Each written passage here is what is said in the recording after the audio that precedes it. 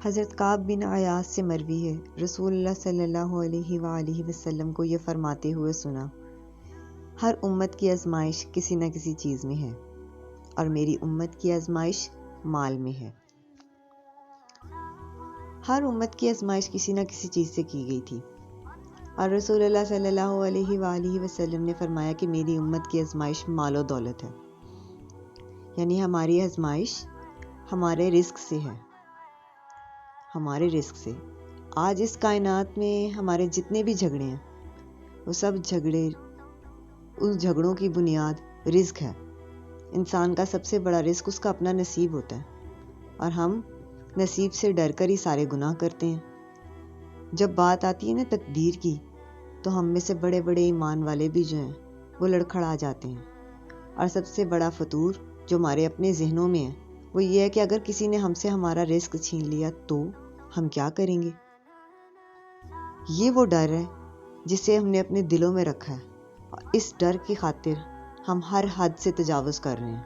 ہم مزاروں پہ جاتے ہیں، ہم پیروں کے آگے ہاتھ پھیلاتے ہیں، لوگوں سے منتیں کرتے ہیں، یہ جاننے کے باوجود بھی کہ ہمارے رزق کا محافظ اللہ ہے۔ مگر بات ساری یقین کی ہے، ہم اس یقین سے دور آ چکے ہیں۔ ہم اس بات کو تسلیم نہیں کرنا چاہتے کہ جو رزق اللہ نے ہمارے لیے لکھ دیا وہ ہمارا ہی ہے، وہ ہم سے کہیں نہیں جانے والا، مگر ہم اس رزق کو بچانے کے لیے جو ہمارا نہیں بھی ہے ہم اس کے پیچھے بھاگ رہے ہیں، اور اس دوڑ میں ہم نے اپنے آپ کو اتنا دور کر دیا اللہ سے کہ آج ہم ایسے کاغار پہ آ کے کھڑے ہیں کہ جہاں آپ یہ سمجھ لیں کہ ہم کھائی میں گر رہے ہیں، ایک ایسے آگ کے گڑھے کے گرد ہم کھڑے ہیں جہاں سے ہمیں ہمارے علاوہ ہم خود کو خود نہیں اگر بچا رہے نا تو کوئی ہمیں بچانے نہیں آئے گا۔ اس لیے ہمیں اپنے رب کو ڈھونڈنا ہے، اس کے ساتھ جڑنا ہے، اور اپنی اس آزمائش کو آزمائش سمجھنا ہے۔ اگر اللہ نے کسی کو یہ مال، یہ دولت دنیا میں زیادہ دے دی ہے تو وہ بھی اس کی آزمائش ہے، اور اگر کسی سے کم دی ہے، کسی کو تھوڑی دی ہے تو وہ بھی اسی کی آزمائش میں ہے۔ یعنی ہم ہر حال میں اس مال کی، اس دولت کی آزمائش میں مبتلا ہیں۔ ہم نے اس کو سمجھنا ہے، جب تک ہم اس چیز پہ نہیں آئیں گے، اس چیز کو نہیں سمجھیں گے، ہم خسارے میں ہیں۔ ہم اپنے اعمال، اپنا سکون، اپنی زندگی سب کچھ خراب کر لیں گے۔ اس چیز کو سمجھنے کے لیے ہمیں اللہ سے جڑنے کی بہت زیادہ ضرورت ہے۔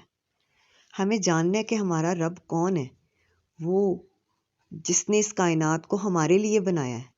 جب اس نے یہ سب کچھ کیا ہی ہمارے لیے ہے تو پھر اس کی تقسیم سے ناراضگی کیسی؟ ہمیں اس کی دیے ہوئی تقسیم پر راضی ہونے کی کوشش کرنی ہے، نہ کہ ہم اس ڈر کو اپنے دل میں پال لیں کہ ہمارا رزق جو ہمارا ہے وہ ہم سے کوئی چھین کر لے جائے گا، اور اس رزق کو بچانے کے لیے ہم جائز اور ناجائز سب کچھ بھول جائیں اور ہر حد سے تجاوز کر جائیں، تو اس میں ہمارا ہی نقصان ہے۔ صرف ہم خسارہ اٹھائیں گے، ہمارے علاوہ کوئی اسے نہیں سمجھ سکتا۔